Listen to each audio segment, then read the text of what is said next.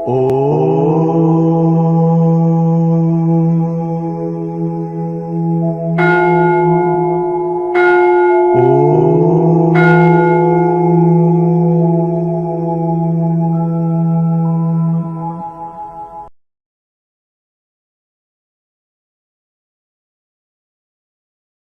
తర్వాత మహాముద్ర ఒక సెట్ వేసి సూక్ష్మ వ్యాయామం చేసుకుంటే శరీరం ఫ్రీ అవుతుంది.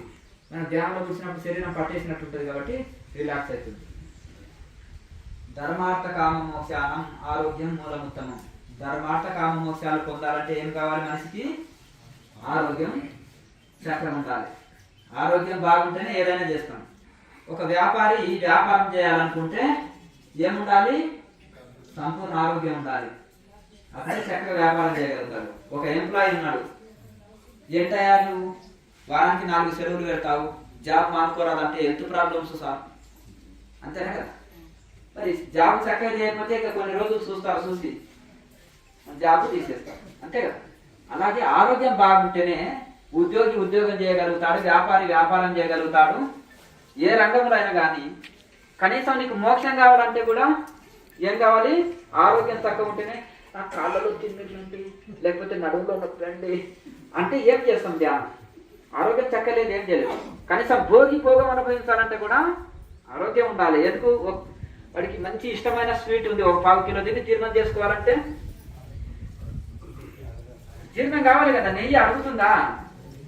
అవునా కదా? రామ్దేవ్ బాబు అయితే ఒక 1/4 కిలో తాగుతాడు, నెయ్యి పొట్ట తిప్పి అరిగించుకుంటాడు. అర్థమైందా? మరి అందరూ అంటే ఆయన కిలో తాగుతారని కానీ చూపించాడు అట్లా యోగ ద్వారా జీర్ణశక్తి పెంచుకోవచ్చు అని ఎగ్జాంపుల్ గా తీశాడు. రోజు కిలో నెయ్యి తాగుతారని కాదు నాయన, మీరు ఒక 100 గ్రాముల నెయ్యిని కూడా అరిగించుకోలేరు, నేను కిలో తాగి దీన్ని జీర్ణించుకుంటాను చూడాలి అని అట్లా దాన్ని చూపించడం అంతే. అట్లనే యోగులు అంటే తిండిపోతులు కాదు. ఎగ్జాంపుల్ గా 1 కేజీ కూడా తిని అరిగించారు అనుకోండి, అంటే స్వాములు కేజీ తింటారనా? లేదండి, ఇంత తిన్నా సరిపోతుంది, ఇంత తిన్నా అరిగించుకుంటారు. అసలు తినకున్నా ఓకే. మనకి ఎక్కువ తింటే ప్రాబ్లమే, తక్కువ తింటే ప్రాబ్లమే, సమయానికి టైం టు టైం తినకపోయినా ప్రాబ్లమే, అంతేనా కదా? ఎక్కువ తింటేనేమో అదొక ప్రాబ్లం. ఉప్పు కారాలు ఎక్కువ తింటే బీపీ ఎక్కువ తింటే షుగరు, పులుపు ఎక్కువ తింటే అల్సరు, టైంకి తినకపోతే అల్సరు, గ్యాస్ ట్రబుల్, నానా రకాల సమస్యలు ఉన్నాయి అట్లా. కనుక ఆరోగ్యం చక్కబడాలంటే ఏం చేయాలి? యోగం చేయాలి, అంతేనా కదా? ధ్యానం మంచిది, ధ్యానం ఎవరు తప్పు పడతారు, కానీ దాన్ని రైట్ మెడిటేషన్ చేయాలి. సరి అయిన ధ్యానం చేస్తే లాభం, వంగి నిద్రపోతే నష్టం. ధ్యానం ఎప్పుడు రోగాల్ని తొలగిస్తుందా అంటే రైట్ మెడిటేషన్ చేసినప్పుడే. రాంగ్ మెడిటేషన్ చేస్తే రోగాల్ని పెంచుతుంది. అర్థమైంది? చాలా మంది మెడలు నడుము నొప్పిపోయి ఇబ్బంది పడి వస్తుంటారు. వాళ్ళ బాధలకు అక్కడ డైరీలో రాస్తుంటారు, ఎన్ని సెంటర్లు తిరిగిండ్రు, ఎక్కడెక్కడ పోయినాం, ఎంతెంత ఇచ్చేసిండ్రు, ఎంతెంత డబ్బు గుండు కొట్టుకొని వచ్చినాం. అర్థమైంది కదా? అట్లనమాట. టైం బాయే, డబ్బు బాయే, ఆరోగ్యం బాయే, అంతేనా కదా? పాయే వచ్చింది ఏం లేదు, అంతేనా? మరి మనం ఏమి కావాలని పోయినాం అక్కడికి? ఆరోగ్యం చక్కగా ఉండాలి. మనం ఏదో ఒకరు మనశ్శాంతి కావాలంటే అనుకుంటాం, ఒకరేమో మోక్షం పొందాలి అక్కడ ఏదో అంటారు. ఒకరు అంటున్నారు అక్కడ థర్డ్ ఐ ఓపెన్ అవుతుందని టీవీలో బరే చెప్తున్నారండి, కుర్చీలో కూర్చొని అమ్మగారు అని దానికోసం పోయినాను అంటాడు. ఒక ఆయన గత జన్మలు చూసుకుంటున్నాము, తలరాతలు కనిపిస్తున్నాయి అని అన్నారు. ఏదో నేను కూడా నా తలరాతలు అందరు తలరాతలు చూస్తానేమో అని పోయినానంటారు. సరే మంచిది, ధ్యానం చేస్తే పతంజలి చెప్పిన అష్టసిద్ధులు ఉన్నాయి, అన్నీ ఉన్నాయి. కూర్చొని నిలబడితే వచ్చేది రోగాలే శరీరానికి. అట్లా గత జన్మలు చూసుకోవాలనే, థర్డ్ ఐ ఓపెన్ చేసుకోవాలనో, లేకపోతే ఏదేదో అని నేను ఆ టీవీలో మాయమాటలు చూసి పోయినానండి, నాకు రోగాలు వచ్చినాయి శరీరానికి అంటే ఏమి వంగి కూర్చుంటే మరి అదే వస్తుంది మంచి. కనుక రైట్ మెడిటేషన్ చేస్తే గొప్ప లాభం ఉంటుంది. అందుకనే ఒక మంచి మ్యాథమెటిక్స్ టీచర్ కరెక్ట్ లెక్కలు చెప్తాడు, మంచి సైన్స్ మాస్టర్ మంచిగా మీకు సైన్స్ బోధిస్తాడు. అసలు మరి ఏమి తెలియని వాళ్ళ దగ్గర, సైన్స్ తెలియని వాళ్ళ దగ్గర సైన్స్ తెలుసుకుంటే ఎట్లుంటుంది? ఒక రోజులో మాస్టర్ ఎవరు కాలేరు. ఒక డిగ్రీ, అది టీచరు, డాక్టర్, ఇంజనీర్, కలెక్టర్ ఒక రోజులో అవుతారా? చెప్పండి. ఒక గంట సేపు ట్రైనింగ్ తీసుకొని ప్రచారం చేయకండి, చందాలు బాగా తీసుకురావండి సంస్థకి. ఇదే కదా, మీరు గృహస్థాశ్రమంలో ఉన్నారు, మీకు ఎన్నో బాధ్యతలు ఉన్నాయి. మరి మీకు సమయం ఉండేదే చాలా తక్కువ, గడ్డి బిజీ లైఫ్. మరి తక్కువ టైంలో మీరు ధ్యానానికి కేటాయించుకుంటే మంచిది కదా. అది ఎంతో ఉన్నతికి అందుకుంటాం. ఈ లోపలనే మనం ప్రచారానికి దిగుతాం అనుకోండి, ఇంకా ఏది లాభం లేదు. ఇప్పుడు మనం టీచర్గా స్టూడెంట్ టీచర్ పని చేశారనుకో చదువు ఆగిపోతుంది. అట్లా అత్త కోడలు అవుతుంది, స్టూడెంట్ టీచర్ అవుతాడు, కానీ టైం పడుతుంది దానికి. కనుక కొన్ని రోజులు మనం ఫోకస్ అంతా ఉన్న తక్కువ టైంని సాధన మీద కేటాయిస్తే కొన్ని రోజులకు ఆటోమేటిక్గా మనం అవకాశం వస్తుంది. అట్లా కనుక మనము ఇప్పుడు చదివేది, ఇప్పుడు జయబాబా అని వాడు టెంట్ వేసుకున్నప్పుడు మీలో ఎందుకు కలుస్తలేడు ఆయన చెప్పండి? ఆయనకు తెజ అంటే ఇప్పుడు వాళ్ళు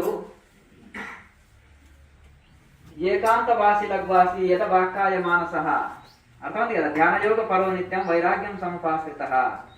అర్థమైంది ఏంటంటే జనాల్లో గలవరు, పాములు తెల్లని చూసినట్టు ఉంటుంది ఇప్పుడు మిమ్మల్ని చూస్తే వైరాగ్య పరువులకి. అర్థమైందా?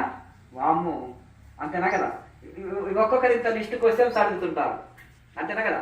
ఊర్లో పిల్లలు అడిగితే అంతేనే కదా, మీదే ఊరండి, మీదే క్యాస్ట్ అండి, ఇదే అడుగుతారంట వాళ్ళకి. తర్వాత ఇట్లా ఇవన్నీ లిస్టు అందరికి జవాబులు చెప్పుకుంటూ ఏకాంతంగా ఉంటే మాట్లాడవలసిన అవసరం ఏం లేదు. కనుక హాయిగా నిన్నమన్న ఆయనకు ఏకాంతంగా ఉన్నది, లాస్ట్ రూమ్ లో ఉన్నాడు, గోడలు మంచి ముందర గార్డెన్, అది చెట్లు తోట మంచిగా లోపల ప్రశాంతంగా ఉన్నది. ఈ 2 రోజులు నేను ఎప్పుడు బయట పడతానా అని అంటే ఒక టెంట్ వేసుకొని అవతల టెంట్ వేసుకొని ప్రశాంతంగా ఉంది. అట్లా ఏకాంతంలో ఉండాలనిపిస్తుంది. ఆ ఏకాంతం నుంచే ఏదైనా ఒక సైంటిస్ట్ ఏకాంతం నుంచే ఒకటి ప్రయోగం ఒకటి కనుక్కుంటాడు. ఒక ఋషి ఒక యోగి ఏకాంతం నుంచే తన ఆత్మానుభూతి పొందగలుగుతాడు. రమణ మహర్షి, రామకృష్ణ పరమహంస వీళ్ళంతా ఏకాంత వాసులే కదా, ఏకాంతంలో గడిచిన వాళ్ళే కదా, గొప్ప మహనీయుడు గడ. ఒక యోగి ఆత్మకథలో గృహస్థ శాస్త్రంలో ఉన్న 40 ఏళ్ళు గడపదాతలు ఒక గురువు గారు అయితే. అర్థమైంది కదండి. రామ్ గోపాల్ మంజుదార్ గారు. అలాగే ఆ విధంగా మరి బాదురి మహాశయ కూడా అంతే. ప్రణవానంద స్వామి 20 సంవత్సరాలు గడపదాటుడు. అంటే మరి ఎట్లా అంటే అంత వైరాగ్యం కలిగి ఉన్నారు వాళ్ళు. రిటైర్డ్ అయినాక ఏముంటుందండి, ఏం పని ఉంటుంది? హాయిగా 4 గోడల మధ్య సాధన చేసుకోవాలి, పెన్షన్ వస్తుంటుంది, కుటుంబం నడిచిపోతుంది, ఇంకేం టెన్షన్. ఇంకా రోగాలు ఉండవు, ఖర్చు కూడా ఏముండవు, వృధా ఖర్చు ఉండదు, తిండి మీద ధ్యాస ఏముండదు, అంతేనా. ఎక్కువ అన్ని కంట్రోల్కి వస్తాయి. కనుక ఇప్పుడు మనము ఈ యొక్క సాధనని మనము వైరాగ్యంతో బాగా సాధన చేయాలి. రైట్ మెడిటేషన్ చేయాలి. రైట్ మెడిటేషన్ చేయకపోతే లాభం లేదు. నేను ఒకటే అంటున్నాను, నార్మల్ మెడిటేషన్ చేసేటోళ్ళు 20 సంవత్సరాలు 30 సంవత్సరాలు చేసిన వాళ్ళని ఒక ఎత్తు కూర్చోబెడతాను. క్రియాయోగ 6 మంత్ నుంచి చేసిన వృద్ధులని ఒక పక్కన కూర్చోబెట్టి ఇద్దరికి పోటీ పెడతా అంటున్నాను. అందుకనే పరమహంస యోగానంద అంటారు 360 రోజులు చేసే ఇతర పద్ధతి సాధన ఒక రోజు క్రియాయోగం కిందికి సరిరాదు. ఫ్లైట్లో కూర్చున్నామండి, సైకిల్ మీద ఏం పోతలేము, నడుచుకుంటే ఏం పోతలేము. ఫ్లైట్లో కూర్చుంటే మనం స్పీడ్గా వెళ్ళిపోతాం. మరి ఆ టెక్నిక్లు ఋషులు అందించారు, దాన్ని సద్వినియోగం చేసుకోవాలి. ఇక్కడ ఏమైనా ఫీజులు అడుగుతున్నారా చెప్పండి. మరి ఎందుకు ఆ టెక్నిక్ నేర్చుకొని యూజ్ చేసుకోండి. ఏమైనా చందాలకు తిరుగుతున్నాం, తిప్పుతున్నాం, ఆ నెచ్చిన టోపీలు పెట్టి ప్రచారానికి తిప్పుతున్నాం, లేదు కదా. ఇప్పుడు ఒక యోగాత్మకత చదవాలంటే చదవమంది 4 times చదివినా 20 years గా. మరి అందులో ఏమి వినియోగించుకున్నావా అంటే ఆ గురువుల ఫోటోలు అన్నీ ఉన్నాయండి. జస్ట్ వాళ్ళ పేర్లు వాడుకుంటా, ఫోటోలు వాడుకుంటా. అర్థమైంది కదా. మా పాత చింతకాయ పచ్చడి తింటాను, 100 రకాల భోజనాలు వండుతాను, మా పాత చింతకాయ పచ్చడి తింటాను. అర్థమైంది కదా. మరి ఎందుకు అర్థమైతే లేదో ఏమో జనాలంతా పిచ్చోళ్ళని చేసేసి ఈజీ అంటే ఏంటి, తిని పడుకుంటే ఈజా ఏమండి. అంతేగా, వేసి పెట్టుకుంటే నిండా తింటూ కుర్చీలో వాకిపోయి నిద్రపోతే గురకబెట్టి ఎందుకు వస్తుందంటే పోయిస్తుంది ధ్యాన కేంద్రం. మరి దానివల్ల ఎవరికి లాభం ఉంది? టైం వేస్ట్, ఎనర్జీ వేస్ట్, రోగాలు పుట్ట శరీరం లో ఎనర్జీస్ వస్తున్నాయి శరీరానికి. ఎందుకు? మీరు రైట్ కరెక్ట్. చాలా మంది మీరు ఎందుకు డెవలప్ సాధనలో ఇంత స్పీడ్గా ముందుకు వెళ్ళారని నేను వృద్ధులను అడుగుతుంటాను. మీరు చెప్పింది డైట్ ఉన్నది ఉన్నట్టు మేము పాటిస్తున్నాము, మీరు చెప్పినట్టు చెప్పింది చేస్తున్నాం. అందుకనే 20 kgs 30 kgs 40 kgs మేము తగ్గినామండి. తనువు తగ్గింది, బలం పెరిగింది. తనువు అంటే శరీరం తగ్గింది, బలము పెరిగింది. క్వింటల్ శరీరం ఉన్న ఒక 5 kgs శక్తి లేదండి, నా వల్ల కాదండి. ఏముంది, శరీరం చూస్తేనే ఏనుగు లాగా ఉంది. 5 కిలోల బరువు పెంచి పెరుగుతుంది స్వామీజీ అంటే ఏదైనా తిండి ఎట్లన్నా తినమన్నాడు. నేను విపరీతమైన వేపులు తిని, మసాలాలు తిని, ఇవి తిని, అవి తిని, తిండి కంట నిండా తిని కూర్చోమంటున్నాడు. హాయిగా తినడం, కూర్చోవడం అయ్యప్ప స్వాముల భోజనం లాగానే ఉంటుంది. నేను పోతే ధ్యానానికి పోతే అయ్యప్ప స్వాముల భోజనం అంటాను, అసలు స్పెషల్ భోజనం అంటాను. అంటే మరి భిక్ష చేసినాక నడవాలి వాళ్ళు. ఎందుకంటే మళ్ళా ఏం లేదు, లేవలేదు, కూర్చోలేదు, చేయి పట్టి లేపాలి. లేదంటే అదే శివం దాకా పడిపోయి 2 గంటలు నిద్రపోతే లేస్తే మనసులో అవుతారు మళ్ళీ, అంతేనా కదా. ఎందుకంటే మళ్ళీ దేవదేనంటే ఏంటంటే భిక్ష చేసినాక స్వామిని విలువ చాపానికి అట్లా. కనుక ఆ విధంగా ఏమి లాభం ఉంది చెప్పండి. భోజనం చేసినాక కూడా వడివడిగా నడవగలగాలి, అది మితాహారం అంటారు. కనుక మితాహారం తీసుకోవాలి, శాకాహారం తీసుకోవాలి, తేలికగా జీర్ణమయ్యేది తీసుకోవాలి, కాలిపుట్టతోటి ధ్యానం చేయాలి. ఇవన్నీ కొన్ని పాటించాలి. బుద్ధుడు బుద్ధుడు బుద్ధుడు అంటారు. బుద్ధుడు ఎంత వైరాగ్యుడు, ఆయన ఎందుకు బదనాం చేస్తాను, నెలబీద పడుతున్నాడు, విసర్జన చేసి బ్రతికాడు. వైరాగ్యం ఉంది, ఆశ లేదు, ఏమీ ఇది లేదు ఆయనకి. కాకపోతే అంత శూన్యం అన్నది కాబట్టి ఫెయిల్ అయింది అక్కడ, అర్థమైంది కదా. కానీ ఉత్తమ సాధకుడు అతను. ఎట్లా ఉత్తమ సాధకుడు అంటే సాధకుడికి కావాల్సిన 100 క్వాలిటీస్ ఉన్నాయి. అంటే 100% క్వాలిటీస్ ఉన్నాయి, అర్థమైంది కదా. చైతన్యాన్ని అనుభూతి పొందితే ఆయన ది గ్రేట్ గా తెలుస్తుండే వాళ్ళంట, ఆయన టీ కొట్టే వాళ్ళు లేకుంటుండే, అర్థమైంది కదా. ఎందుకంటే రాకున్నాడు కదా. కనుక అక్కడ ఎక్కడ ఫెయిల్ అయినాయా అంటే అంతఃశూన్యమే, ఈశ్వరుడు అనేవాడు లేడు, నిరీశ్వరవాదులు అని ఆస్తిక దర్శనాలు, నాస్తిక దర్శనాలు అని 6 ఉంటాయి. నాస్తిక దర్శనాల్లో వచ్చేసింది వాళ్ళ గ్రంథాలు, అంతేనా కదా. నిరీశ్వరవాదులు అంటారు వేదాంతుల వాళ్ళని, అట్లా. కనుక స్వామీజీలు వేదాంతం చదివి PhD చేసిన తపస్సంపన్నులు, ఇప్పుడు నాగసాధువులు, అగోరులు ఎవరు ఒప్పుకోరు ఆ పరంపరను. ఎందుకంటే వీళ్ళు 7 దేశ నామాలు అంటే 10 నామాల సన్యాసులు ఉంటారు. గిరిపురి, భారతి, వన, అరణ్య, పర్వత, సాగర, తీర్థ, సాగర అని ఇవన్నీ పేర్లు ఉంటాయి దేశనామాలు. ఈ సన్యాస పరంపరలో ఎవరైతే ఉన్నారో వీళ్ళంతా ఒప్పుకోరన్నమాట. ఎందుకంటే దేవుడు లేదంటే ఏ మతం ఒప్పుకోడు. క్రిస్టియన్ దగ్గర పోయి దేవుడు లేదని వాడు అతను ఒప్పుకోడు. ముస్లిం దగ్గరికి వెళ్ళి దేవుడు లేదంటే అల్లాహ్ హై, ఊపర్ వాలా హై అంటాడు. అంతనా అలా చెప్పండి. క్రిస్టియన్ దగ్గరికి వెళ్ళి గాడ్ హై, గాడ్ గాడ్ అంటారు. జీసస్ ఎవరంటే మా గురువు అంటారు. అంతేనా, ఆయన ప్రవక్త, గురువు, ఓకే జీసస్. కానీ తెలియక జీసస్ దేవుడు అంటున్నారు, అది తప్పు, అంతేనా కదా. గాడ్ అంటారు వాళ్ళని, అట్లా ఉన్నాడు అంటారు. అట్లా ఒక నమ్మకం. అంటే ఇప్పుడు శరీరం లేనిది, ఇంట్లో ఆత్మ లేకుండా నేను వచ్చినానంటే నమ్ముతారా? ఆత్మ లేని నేను అడుగుతుండ్రా, శివమై పడుతుంది. కనుక ఒక చైతన్యం ఉంది. మరి ఈ సృష్టి ఒక యజమాని లేని ఇల్లు చక్కగా నడుస్తుందా? హాస్పిటల్ డాక్టర్, పర్ఫెక్ట్ డాక్టర్ లేండి ఒక హాస్పిటల్ చక్కగా నడుస్తుందా? ఒక సమర్థుడైన కరెక్ట్ యజమాని లేకపోతే ఇల్లు చక్కగా నడవదు. ఒక కంపెనీలో ఒక బాస్ అక్కడ చక్కగా సరైన సమర్థుడు లేకపోతే, ఓ CEO లేకపోతే ఒక కంపెనీ చక్కగా నడవదు. అలాగే ఇంట్లో ఇల్లాలు లేకపోతే ఇల్లు చక్కగా ఉంటుందా? అలాగే ఒక సృష్టికర్త, ఆయన ఒక యజమాని లేకపోతే ఎండాకాలంలో ఎండాకాలం, వానకాలంలో వానకాలం, చలికాలం చలికాలం, ఇంత సిస్టమేటిక్గా నడుస్తుంది. సూర్యుడు టైం టు టైం వచ్చిపోతున్నాడు. 6 గంటలకు వస్తున్నాడు, ఉదయం 6 గంటలకు పోతున్నాడు. ఇంత సిస్టమేటిక్గా ఎందుకు నడుస్తుంది? ఎవరి ఆజ్ఞతోటి అన్ని గాలి వీస్తుంది, ఎండ సూర్యుడు వస్తున్నాడు. ఇవన్నీ పంచభూతాలు తమ తమ ఆజ్ఞలో ఉంటున్నాయి. నేను సముద్రాలే కానీ ఊర్ల మీద ఎందుకు పడతలేవు? సముద్రాలు వచ్చి సిస్టమేటిక్ ఎందుకు నడుస్తున్నాయి? ఆ సృష్టికర్త చూసుకుంటున్నాడు, ఆయనే యజమాని. మై అధ్యక్షుడైన సూర్యతే, నేను అధ్యక్షుడిని ఈ సృష్టికి, నా అధ్యక్షతనే ఇవన్నీ చక్కగా నడుస్తున్నాయి. మరి ఏమేమి పనులు చేయాలంటే రాజ్యసభలో తీర్మానాలు జరుగుతాయి కదా, ఏ మినిస్టర్ వాళ్ళ డ్యూటీలు చేసుకుంటారు కదా, అట్లాగే అక్కడ కూడా ఎవరి డ్యూటీలు వాళ్ళు చేసుకోవాలి. కనుక మరి ఈ విధంగా అంటేనే భగవంతుడు అనేవాడు ఉన్నాడు, ఆస్తికత్వం కలిగి ఉండాలి. కనుక ఒక బ్రాండ్ చెప్పినప్పుడు ఏదైనా సరే ఇట్లా పెట్టుకొని, మరి క్రియాయోగం అంటే పెట్టుకోండి ఇట్లా అంటారు. ఒక ఆయన అన్నాడు, మీ భర్త మాట ఇంటలేడా, కొవ్వు పట్టుకొని తిరగాలంటే ఇట్లా చేయను ఆయన, ఇట్లా పెట్టుకోండి అమ్మగారు అంటే. అమ్మగారు అంతా ఇట్లా లింగముద్ర పెట్టుకొని ఒకటే తెగ ధ్యానం చేస్తుంది. అర్థమైంది కదా, అర్థమైంది కదా. తీరం ఉండి ఈ అంతా గురువు లేడు, నేను గురువుని, మీరందరూ శిష్యులు, నాకు గురువు అక్కర్లేదు, మీకు మాత్రం శిష్యుడు లేకపోతే కుండలిని యాక్టివేట్ కాదు అసలు ఒక ఆయన, అవునా కదా. ఈయన ఇట్లా పెట్టుకునే ఆయన కనిపిస్తలేడు, మరి ఏం తెలియదు, ఊసలు లెక్క పెడుతున్నాడు. అర్థమైంది కదా. తెల్ల బట్టలు వేసుకొని ఓమో జా అంటుండే, ఓమో జా. మరి ఏంటిది అర్థం కావట్లేదు. అదే ఒక పరంపర లేదు, ఒక పాడు లేదు, ఒక ఇది లేదు. అని ఇంకా ఇది అవుతుంది కనుక ఒకటి. అలాగే మీకు గురువు అక్కర్లేదు, నేను మాత్రం అందరికి గురువు ఉంటాను. మీకు కుండల్ని యాక్టివేట్ కావాలంటే నేను ఉన్నాను. నాకు అంటే చెవిలో మంత్రం చెప్తాను. కుండలిని యోగం. కుండలిని యోగం అంటే దానికి ఒక ప్రాసెస్ ఉంది, ఫార్ములా ఉంటుంది. క్రియాయోగం అంటే దానికి ఒక ప్రాసెస్ ఉంది, ఫార్ములా ఉంటుంది. అర్థమైంది కదా. బుద్ధుడి అష్టాంగ యోగం అంటే అష్టాంగ మార్గం అంటే దానికి ఒక ఫార్ములా ఉంది, ప్రాసెస్ ఉంది. దానికి పంచశీలాలు ఉంటాయి, అష్టాంగ మార్గం ఉంటుంది. అవన్నీ చేస్తేనే ఏనుగు చెవుని తీసుకొచ్చి తీసి ఏనుగు అంటే సరిపోతుందా చెప్పండి. అన్ని అవయవాలు పట్టుకుంటేనే ఏనుగు అవుతుంది. ఒక ఋషి సిద్ధాంతం తీసుకున్నప్పుడు ఫార్ములా ఉంది. సప్త జ్ఞాన భూమికల్ని ఆచరించినప్పుడే వశిష్ఠుడి మార్గం అంటారు. నవవిధ భక్తి ఆచరించినప్పుడే నారదుడి మార్గం అంటారు. అష్టాంగ యోగం పాటించినప్పుడే పతంజలి మార్గం అంటారు.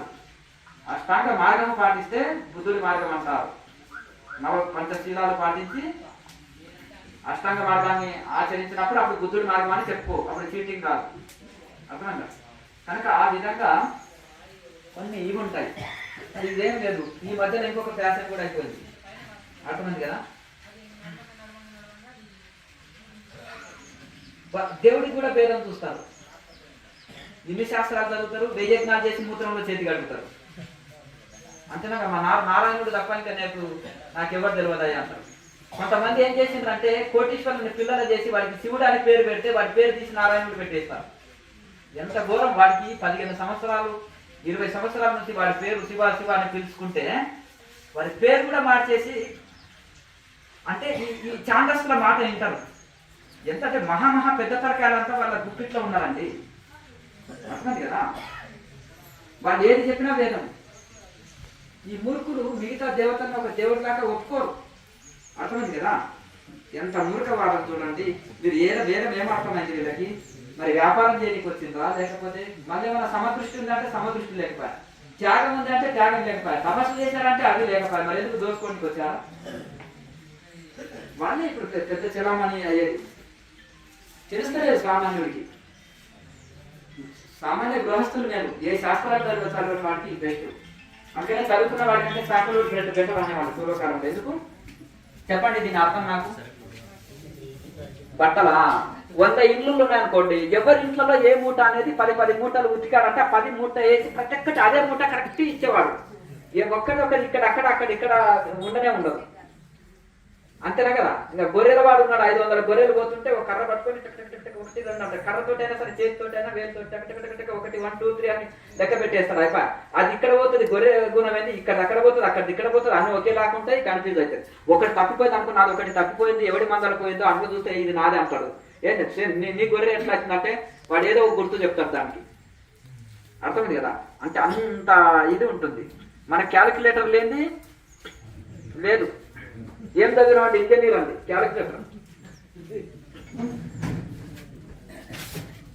మరి అట్లా ఈ విధంగా ఇట్లా ఉంటుంది. కనుక ఒకటి ఈ విధంగా మనము ఆధ్యాత్మిక మార్గంలో ఒక ఋషుల మార్గం వెళ్ళాలి.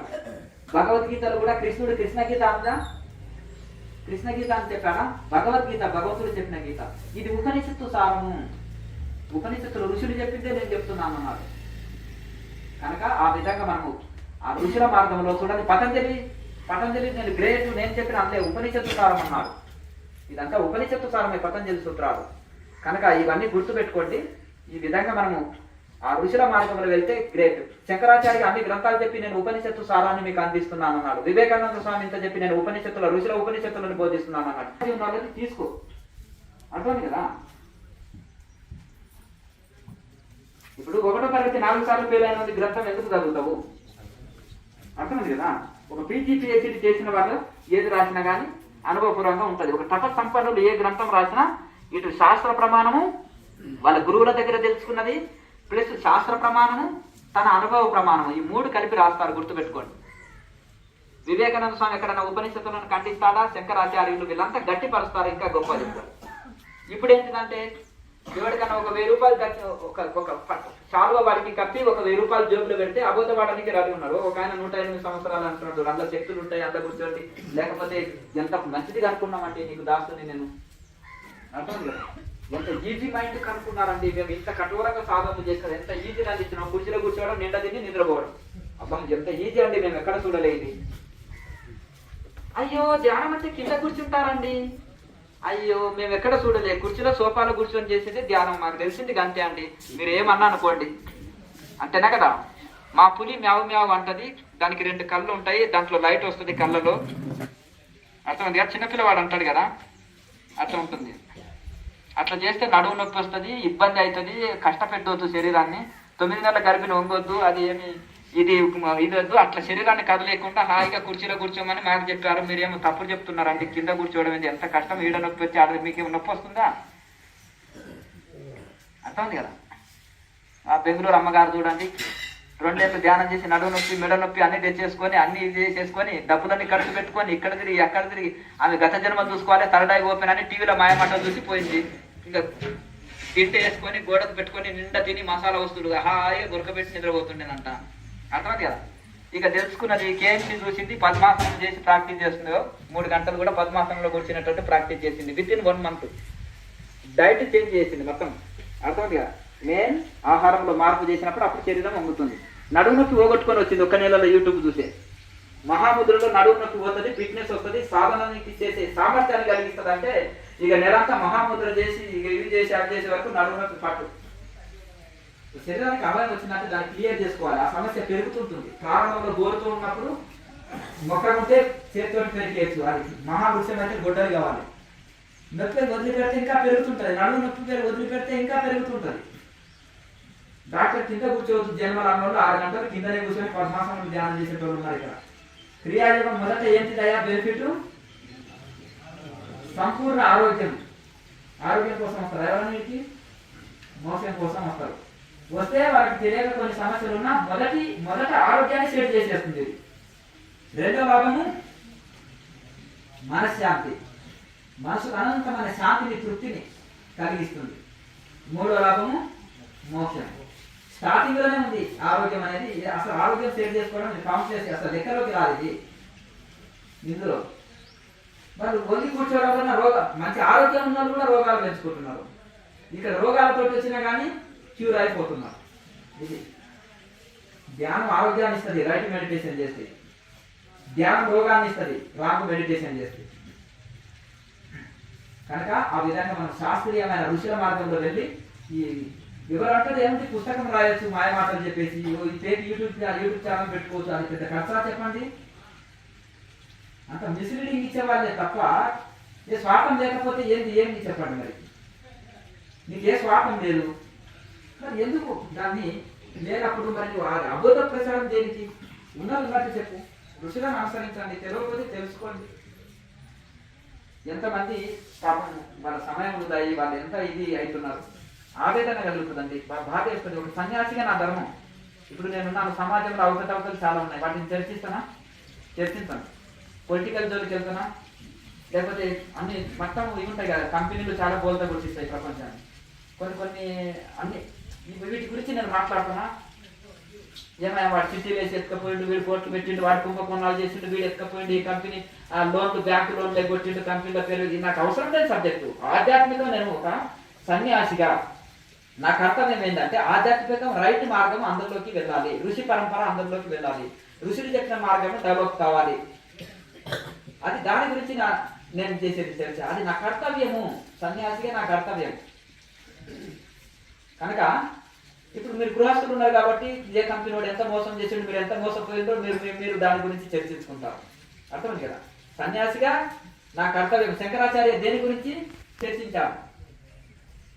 అద్వైత ధర్మమే సత్యము, ఉపనిషత్తు ధర్మమే సత్యము, సనాతన ధర్మమే సత్యం అని దాన్ని వ్యాప్తి చేశారు. దాని ఖండన మండలం చేయవలసి వచ్చింది కొన్నింటిని. తాంత్రికం, కాపాలికం. తాంత్రికుడు కాదండి, మీరు చాలా మంచిదండి, నరబలు భాగిస్తున్నారండి, నరకేయండి ఇంకో నలుగురిని అంటే మరి గాయపరుస్తుందండి, అతని మనసు గాయమేస్తుంది. అందుకనే తాంత్రికం చేయొద్దు, నరబలు ఇవ్వద్దు అనొద్దు అతన్ని. అంతేనా కదా. ఇంటికి వచ్చి భిక్ష పెట్టి మంచి దువ్వి పాలపూజ చేసి పంపించాలి. తాంత్రికులు కాదండి, మీరు మంచి బాగా నరబలు బాగా ఇవ్వండి, జంతు బలులు బాగా ఇవ్వండి, లేకపోతే అమాయకుల్ని మధ్య పెట్టి మోసం బాగా చేయండి అని సన్మానాలు చేయాలి అటువంటి వాళ్ళకి. మరి ఇప్పుడు ఒక రాయి ఉంది, దాన్ని ఎక్స్ట్రా తీస్తేనే విగ్రహం అవుతుంది. తండ్రి శత్రువా, తల్లి తండ్రి శత్రువా పిల్లలకి? యూత్ చెప్పండి. ఎందుకయ్యా నేను శత్రువు అంటున్నా, ఎందుకంటే మీరు టార్చర్ పెడతారు చదువు చదువు చదువు అని. నేను ఇంత ఫీజు కట్టినా ర్యాంకు దంపాయి అని టార్చర్ పెడతారు. అందుకని మీరు శత్రువు అంటున్నా. నేను ఒప్పుకుంటారా నా మాట? ఎందుకు? ఏ చేసినా మన మంచికి వచ్చినాయి, కన్నారు, పెంచారు. అలాగే మన భాగోగులు కోరుకోవడంలో ఈ ప్రపంచంలో మన ఫ్రెండ్ అన్న జోబులో డబ్బులు ఉంటేనే నీ ఎంబడి ఉంటాడు. నీ ఫ్రెండ్ అయినా నీ జోబులో డబ్బు ఉన్నంత వరకే వీళ్ళు పార్టీ ఇస్తారని ఎంబడి తిరుగుతారు. ఇంకేదన్నా నీ నుంచి ప్రయోజనం కోరి నీ వెంట ఉంటాడు. కానీ సచ్చిందాక నీ తల్లిదండ్రులు నీ వెంట ఎందుకు ఉంటారయ్యా అంటే ఆ కన్నా నా పిల్లలు అనుకున్నారు, నా సెంటిమెంట్ తోటి. నిజంగా నీకు శ్రేయభిలాష ఎవరు ఉన్నారంటే యూత్కి తల్లిదండ్రుల మించిన శ్రేయభిలాషులు లేరు, అంతకు వాళ్ళకంటే మించిన మిత్రులు లేరు. అర్థమైంది కదా? కనుక ఆ విధంగా మరి వాళ్ళు నిన్ను ఏమైనా ఫీజులు అడుగుతారా? అమ్మనాయన నిన్ను అడగరు కదా, నీ మేలు కోరుకుంటారు కదా. మరి నిజమైన గురువులు కూడా శిష్యుడి నుంచి ఏ ప్రతిఫలం కోరరు. అర్థమైంది కదా? కనుక ఆ విధంగా ఈ విధంగా మరి తల్లిదండ్రులు శత్రువుగా గురువు శత్రువుగా తప్పొప్పులు చెప్తాడు. నువ్వు నిద్రపోయానుకో, నిద్రపోతున్నావు జాగ్రత్త, నిద్రపోకు ధ్యానంలో. లేకపోతే నువ్వు యమ నియమాలు పాటించు, ఆహార నియమాలు పాటించు, నువ్వు యోగాభ్యాసం చేయి, నువ్వు ఇలా చేయి, నీకు మంచి మంచి టెక్నిక్లు చెప్పి షార్ట్ కట్ మార్గాలు చెప్పి నీ మార్గంలో వెళ్ళు. నీ మార్గం వెళ్ళకు, అది ముళ్ళ బాట, ఇది పూల బాట, సింపుల్. ఇప్పుడు ఉపనిషత్తు సారం ఎలా పతంజలి సూత్రాల సారం ఎలా క్రియాయోగం అందించారు. తప స్వాధ్యాయ ఈశ్వర సంఘానికి క్రియాయోగ, తప జ్ఞానయోగం ఉంది, తప స్వాధ్యాయం సెల్ఫ్ ఎంక్వైరీ వేదాంతం ఉంది, ఈశ్వర ప్రణజాన భక్తి యోగం సెలెండర్నెస్ ఉంది. ఎన్న జ్ఞానయోగం వచ్చే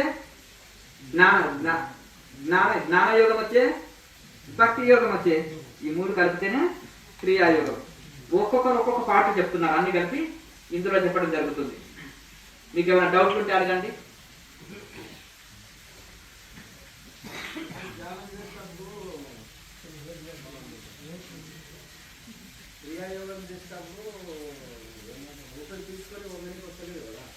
అభ్యాసం చేయగా సాధ్యమవుతుంది. అర్థమైందా? నువ్వు మొదటి రోజు కాదు వచ్చింది, మరి ఫస్ట్ రోజే వచ్చిన తర్వాత నాకు ఏపీ దిద్దడానికి వస్తలేదు అని అంటాడు పిల్లవాడు కూడా.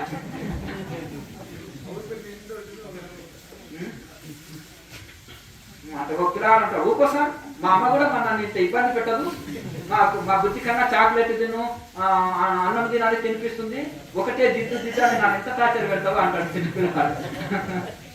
అంతేనా? ఆహారం గురించి చెప్తారు. అంటే నువ్వు అభ్యాసం పూసి విద్య కనుక ఒకరోజు సంగీతం నేర్చుకోలే, ఒకరోజు నాట్యం నేర్చుకోలే, ఒకరోజు బైక్ నడపడం నేర్చుకోలే. అభ్యాసం చేయగా మొదలు కష్టం అనిపిస్తుంది, తర్వాత ఈజీ అనిపిస్తుంది. అంతేనా? వచ్చిన తర్వాత ఈజీ, రాకపోతే కష్టం. అభ్యాసం రోజు చేయగా వచ్చేస్తుంది. పూర్తిగా వంగకు, బొట్టనెల్లు అందుకొని లైట్గా తలనే వంచు. అట్లా చెయ్యి. 1 వీక్ తర్వాత తల వంచగలుగుతావు. 1 మంత్ తర్వాత నువ్వు తీసి మోకాల మీద ఆనించుకుంటావు. 2 మంత్స్ కానీ నష్టమే ఉంది. అర్థం 3 లెవెల్గా తీసుకోవాలి. First level, second level, third level. Third level వచ్చే వరకు 2 నెలలు పట్టండి. నష్టమే ఉంది? నష్టం లేదు. బలవంతంగా వంగి ఇది చేయాలి అని టార్గెట్ పెట్టలే కదా. శరీరం సహకరించినంత చేయండి. ఇదేం కండిషన్ పెట్టలేను. నీకు చేతనైనంత చేయి, వీలైనంత పెంచుకో. చెరువు దినాల్లో ద్రవాహారం లాంటివి తీసుకొని రోజంతా చేయి. అప్పుడు శరీరం ఎట్లా అంటే అట్లా ఉంటుంది. రాత్రి పూట తినకుండా పడుకోండి, చూద్దాం మీకు నిద్ర వస్తుందేమో. బెడ్ మీద దొరలాలి ఇటు అటు. అంతేనా కదా? కొంతమంది నిద్ర లేని తోటి 2 నిద్ర మాత్రలు వేసుకున్నా నిద్ర వస్తలేదు గురువు గారు అంటే, ఇంకొక అలా కుర్చీలో కూర్చునే ధ్యానం కలిపోయా బాగా నిద్ర వస్తుంది. నో టాబ్లెట్ అంటే ఫ్రీ స్లీపింగ్. అర్థమైంది కదా? ఏసీ పెట్టి నిండా భోజనం పెట్టి ఏసీ పెట్టి నీకు పెట్టి ఎందుకు రాదు జోలపాట. అందరు ఇంకోటి అందరు నిద్రపోయే కాబట్టి మనకు కూడా హాయిగా నిద్ర వస్తుంది. నెగిటివ్ ఎనర్జీలు తొందరగా పాస్ అవుతాయి.